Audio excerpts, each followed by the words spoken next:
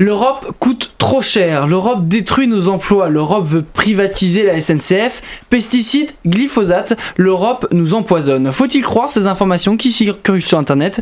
Pour y voir plus clair, Guillaume Rotier est avec nous, bonsoir. Bonjour. Vous êtes le porte-parole de la représentation en France de la Commission européenne. Et tout d'abord, expliquez-nous pourquoi l'Union européenne semble véhiculer autant de fantasmes, autant de méfiance.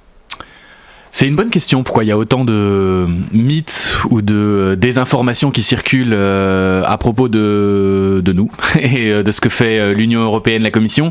Je pense qu'il y a beaucoup de... Comme toujours, en fait, les mythes, ça vient du manque d'informations et du manque de connaissances. Donc je pense que en France, mais aussi en Europe, les gens connaissent pas assez l'Union européenne, savent pas assez comment ça fonctionne, savent pas assez qui c'est la Commission, qui sont les députés européens, qu'est-ce qu'ils font, qu'est-ce que c'est leur travail au quotidien. Et ça crée de l'imaginaire, un peu des fantasmes. En plus, c'est un peu plus loin que d'habitude. C'est à Bruxelles. Alors bon, c'est 350 km de Paris, mais apparemment c'est une distance énorme pour certaines personnes. Et donc il y a un peu cette idée on ne sait pas très bien ce qui se passe et on a l'impression de ne pas contrôler. Et ça crée des fantasmes. Et c'est pour ça que nous, notre travail à la représentation de la Commission en France, c'est justement d'être en France, un peu plus proche du terrain, plus proche des gens, et d'expliquer ce qu'on fait, et de dire que, non, l'Europe n'essaye pas d'empoisonner les Européens en mettant des mauvaises normes sanitaires, que l'euro n'a pas contribué à une augmentation de l'inflation, ou plein de choses comme ça, avec des faits, avec des choses vérifiables, et tout simplement d'expliquer le travail législatif européen. Sait-on qui se cache derrière ces campagnes de désinformation qui circulent sur les réseaux sociaux, et quel est leur but ? Alors il y a un peu deux choses qu'il faut distinguer, c'est toutes ces idées que vous avez évoquées au début, c'est des mythes, c'est des choses qui sont là depuis très longtemps, c'est des choses qui sont là depuis, qui sont construites au fur et à mesure de la construction européenne, qui ont été démarrées par des partis politiques ou par certaines incompréhensions sur certains sujets. Là, on parlait récemment, on parlait des concombres. Il y a un des candidats aux élections européennes qui parlait des concombres et des normes sur les concombres qu'imposait la Commission européenne. Ça a été le cas il y a 20 ans, effectivement. Pendant une brève période, on a eu des normes sur les concombres pour faciliter les échanges. Maintenant, on a arrêté et c'est plus du tout le cas.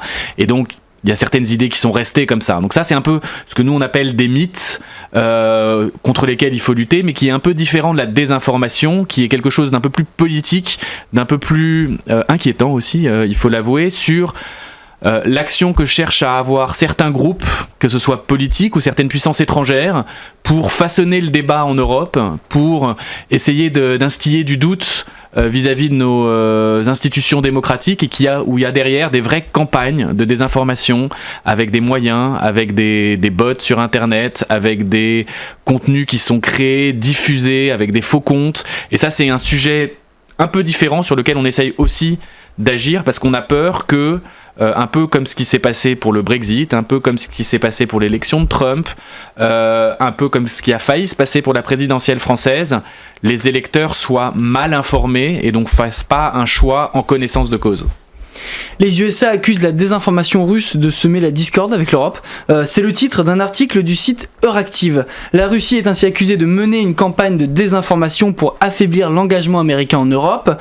L'Europe doit-elle craindre des campagnes de désinformation de grande ampleur plus on va se rapprocher des élections ? Alors on les craint complètement, c'est quelque chose de bien identifié. On les craint en particulier venant de la Russie, mais pas uniquement.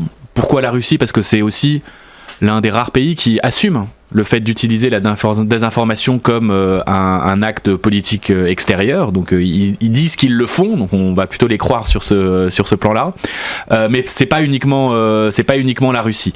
Et donc oui, on craint qu'il y ait des campagnes de désinformation dans le cadre des élections européennes, un peu comme ce qu'il y a pu avoir sur, je sais pas si vous vous rappelez, au Royaume-Uni, de personnes qui sont mortes, l'agent Skripal et des choses comme ça, où il y a eu énormément de désinformation russe pour dire que c'était pas du tout eux, que c'était complètement un hasard et des choses comme ça. Donc ça, c'est tout à fait possible et on se prépare pour faire en sorte que ça arrive pas. Comment on se prépare ? On a plein de types d'actions, mais on fait déjà ce qu'on fait de mieux au niveau européen, c'est-à-dire qu'on se regroupe, on se met ensemble parce qu'on est plus fort ensemble. Donc on crée un réseau d'alerte rapide de tous les pays européens pour qu'on puisse identifier s'il y a des campagnes de désinformation qui commencent à monter dans un État et qui vont se propager partout. On se met aussi ensemble pour parler aux plateformes, parce que c'est vraiment les plateformes de réseaux sociaux qui sont le principal véhicule de diffusion de ces désinformations. C'est 57% des Européens aujourd'hui qui s'informent via les réseaux sociaux, et c'est Facebook, c'est sur Facebook, c'est sur Twitter, c'est sur ces choses-là que la désinformation, c'est pas là où elle naît, on va dire, mais c'est là où elle devient virale et où elle a un vrai impact. Donc nous, on travaille avec les plateformes.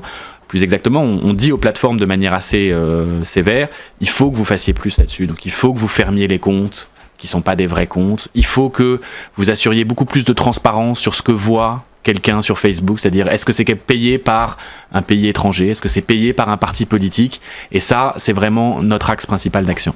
Et 83% des Européens considèrent que les fausses nouvelles constituent un problème pour la démocratie en général. Vous partagez ce point de vue ? On partage ce point de vue complètement, et on est très sérieux sur ce sujet au niveau européen. Donc on a, comme j'indiquais, différents moyens d'action, mais peut-être pour dire que le travail qu'on fait sur les plateformes est crucial. C'est la première fois que ça se fait dans le monde, qu'il y ait l'Union européenne, enfin donc un organe public qui dit à une plateforme il faut que vous preniez ce sujet très sérieusement. On a décidé de ne pas légiférer, donc on a décidé de ne pas dire c'est un juge ou un député qui va décider qu'est-ce qui est une fake news ou pas. On pense que c'est plus efficace que les plateformes s'auto-réglementent et s'auto-corrigent parce qu'elles ont toute l'information, parce qu'elles y ont intérêt aussi, parce que c'est leur crédibilité qui est en jeu. Et donc, tous les mois, on est en train de surveiller comment les plateformes, est-ce qu'elles font assez en fait ? Est-ce qu'elles font le job pour la lutte contre la désinformation ? Et si c'est pas le cas, on sera de plus en plus méchant entre guillemets avec elles. On a des moyens de leur faire ce qu'on a envie qu'elles fassent, et donc on essaiera d'actionner ça. Mais à côté de ça, on a d'autres types d'actions peut-être un peu plus concrètes, ou en tout cas sur lesquelles nous on peut agir directement. On a une cellule au niveau de l'Union européenne de gens, de fonctionnaires qui sont là pour identifier la désinformation et apporter des réponses, et on essaye aussi d'agir un axe qui est hyper important pour nous mais qui est à plus long terme, c'est l'éducation aux médias. Donc à la mi-mars, c'est la semaine européenne de l'éducation aux médias. Donc on essaye d'aller dans les écoles partout en Europe pour expliquer aux élèves qu'est-ce que c'est qu'une information, qu'est-ce qu'il faut regarder, comment vérifier si c'est crédible ou pas, comment s'interroger, comment douter en fait de ce qu'on voit. Et c'est hyper important parce que c'est ça qui va faire en sorte que les jeunes ne croiront plus à la désinformation. Vous nous avez parlé de l'Union européenne qui agit contre la désinformation, ça depuis 2015, puisqu'elle a décidé de renforcer son action contre la désinformation. Un plan d'action a été mis en place, on va le détailler ensemble. Il s'agit d'abord de mieux détecter avec des task force sur la communication stratégique. Il faut aussi pouvoir riposter, et donc maintenant on a un système d'alerte rapide.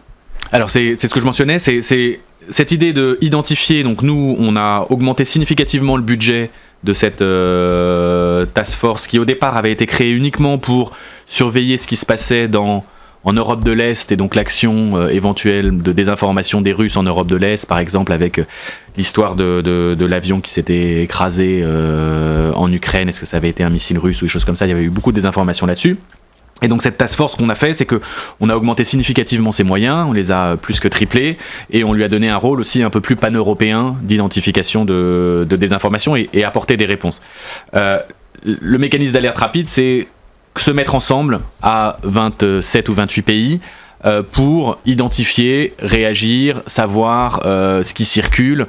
Il y a des unités ou des gens qui travaillent dans tous les États sur ce sujet-là, et c'est un sujet où on partage l'information, où réagir vite c'est très important, et donc plus on communique ensemble, plus on sera efficace sur ce sujet. À l'approche des élections européennes qui auront lieu le 26 mai prochain, on le rappelle, en France, l'Agence européenne de cybersécurité a appelé à des lois nationales contre les fake news. L'Europe ne peut rien faire toute seule, il faut que chaque pays prenne aussi ses propres mesures. Alors on pourrait légiférer au niveau européen si tous les États membres, si une majorité d'États membres étaient d'accord. Nous, ce qu'on pense aujourd'hui au niveau européen, c'est que c'est plus efficace de pas légiférer. Et en fait, quand on parle de législation, c'est essentiellement une législation vis-à-vis des plateformes, c'est-à-dire d'imposer à une plateforme de retirer du contenu qui serait de la désinformation. C'est quelque chose qui existe déjà au niveau européen, qui est le code de lutte contre les contenus violents et haineux antisémites en ligne. Donc là-dessus, il y a une obligation légale pour les plateformes de retirer des contenus antisémites, par exemple, le plus vite possible. Donc on impose à chaque fois un délai de plus en plus court. Ça fonctionne, mais ça fonctionne parce que c'est assez simple de savoir ce qu'est un contenu haineux, raciste ou antisémite. C'est-à-dire il y a une jurisprudence, on a des définitions, on a des exemples, on peut de manière assez oui-non, assez binaire dire ça c'est interdit, ça c'est autorisé. Dans le cadre de la désinformation, c'est un peu plus compliqué que ça. Il n'y a pas cet aspect de jugement aussi net et tranché pour dire que ça c'est vrai, ça c'est faux. Et personne n'a très envie de se mettre dans la position de devoir dire ce qui est la vérité et ce qui est le mensonge. Donc c'est pour ça qu'on pense une approche plus coopérative, où on travaille avec les plateformes, mon identity, où on essaye de... L'idée en fait c'est de faire en sorte que les gens qui aujourd'hui ont fait de la désinformation un business, parce que pour beaucoup de gens c'est un business, que ce soit un business purement économique pour gagner de l'argent ou un business politique pour avoir de l'influence, ça marche plus. Et donc ils aient plus d'intérêt à le faire.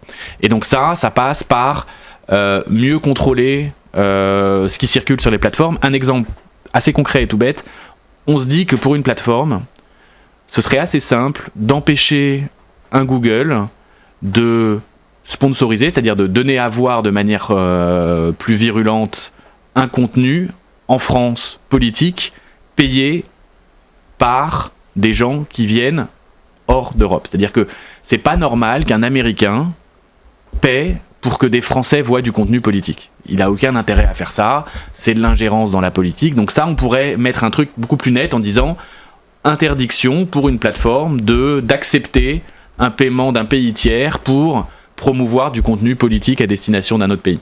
Eh bien merci Guillaume Roty d'avoir été avec nous. Je le rappelle, vous êtes le porte-parole de la représentation en France de la Commission européenne. Merci à vous.